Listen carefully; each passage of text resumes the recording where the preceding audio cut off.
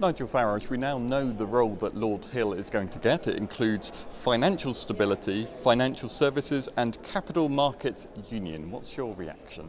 Well, Mr Cameron has been the keenest of all EU leaders to regulate financial services and capital markets at an EU level in Brussels.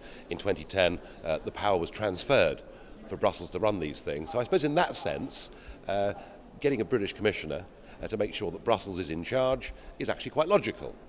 But I would ask people just to bear this in mind.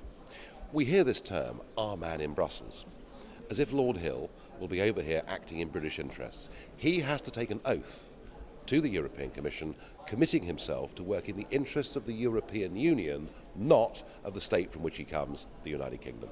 Nonetheless, a clever candidate from Britain could presumably incorporate both those roles, could take a look across Europe, but also have a very good understanding of places like the City of London, a place you're familiar with yourself. This is a bit of a win, isn't it, for the Conservative government, for the UK?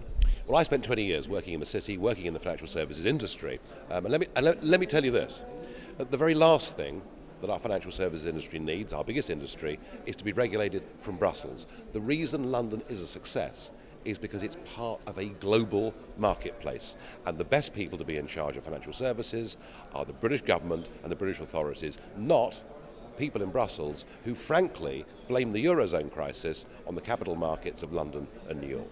Doesn't that then prove that it's good for Britain to have a British commissioner in this position, independent though they are technically meant to be of British influence in this role? Well, Lord Hill has come in to do a job, that is to make Brussels more powerful and to make Brussels control over Britain's biggest industry an even tighter grip than it already is. If you take the view that actually Europe is the financial marketplace that matters to Britain's future, then you might be very happy with Lord Hill's appointment. If, like me, you believe that in a globalised world, with emerging markets all over the place, that actually Britain's focus should be global and not simply European, then it doesn't do us any good at all.